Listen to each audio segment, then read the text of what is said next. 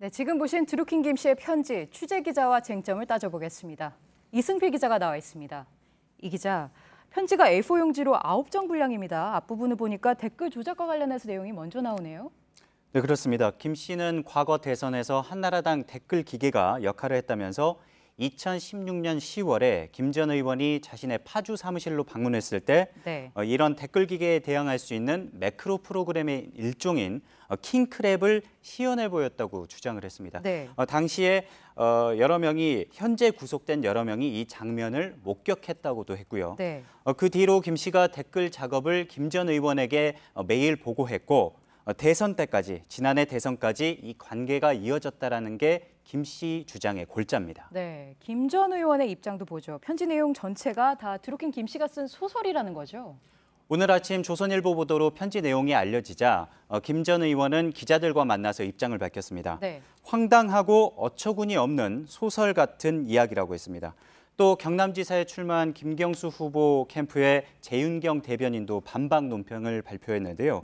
범죄 행위에 대해서 조사를 받는 사람의 일방적인 주장이라고 했습니다. 네, 김경수 전 의원은 지난 4일에 이미 경찰 조사를 받았죠. 참고인 신분으로요. 근데 그때 이 편지 내용이 조사가 됐을까요? 그때는 드루킹 김 씨가 김경수 전 의원과의 사이에서 있었던 일을 구체적으로 밝히기 이전으로 보입니다.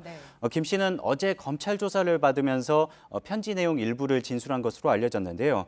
현재로서는 김 씨의 주장만 나온 상황이어서 김 씨 주장을 입증할 만한 물적 증거를 제시하는지 또 이런 김 씨 주장에 김 전 의원이 얼마나 구체적인 반대 증거를 내놓을지에 따라서 양측의 진실 게임의 방향이 가려질 것으로 보입니다. 특검이 만약에 도입이 된다면 특검 수사도 이런 부분에 집중할 수밖에 없는 상황입니다. 네, 편지 내용을 보다 보니까 인사청탁과 관련된 내용도 있어요. 네, 김 씨는 김 전 의원이 자신과 카페 회원들을 이용하기 위해서 7개월 이상 인사 추천을 받아줄 것처럼 속여봤다고 주장을 했습니다. 처음에는 카페 회원 2명을 대선 때 중앙선대위에 포함시켜달라고 했는데 한 명이 누락됐고 그 누락된 한 명을 일본 대사로 추천해달라고 했는데 거절당했습니다. 그 이후에는 오사카 총영사, 센다이 총영사 등을 자리를 놓고 이야기가 오가면서 7개월 넘게 시간을 끌었다는 겁니다. 자신들이 인사청탁을 하기 위해서 댓글 작업이 한 게 아니다. 이러한 주장입니다. 이에 대해서 김 전 의원은 경찰 조사에서 관련 내용을 충분히 소명했고 특검을 통해서 실체적 진실이 밝혀진 거란 입장을 밝힌 바가 있습니다. 네, 이 기자가 지금 정리해준 대로 양측 주장이 다 엇갈리거든요.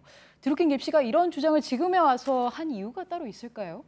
네, 김 씨가 편지에서 검찰이 수사를 축소하려 했다고 주장하자 검찰이 당시 경위를 공개하면서 오늘 반박을 했는데요. 내용을 들어보면 김 씨가 먼저 수사를 축소해달라고 요구했다는 겁니다. 당시 검찰은 당초 댓글 개수, 댓글 공작과 관련해서 기사 댓글 수가 2개였는데 공소장을 변경해서 50개로 늘리려던 상황이었습니다. 또 수사팀에서는 김 씨가 공범 서유기가 자백을 하자 여기에 대해서 위협을 느낀 거란 얘기도 나왔는데요. 이런 상황에서 수사 축소 요구를 받아들이지 않자 언론에 편지를 보내서 폭로를 한 거란 게 검찰의 입장입니다. 네, 법조팀 이승필 기자였습니다.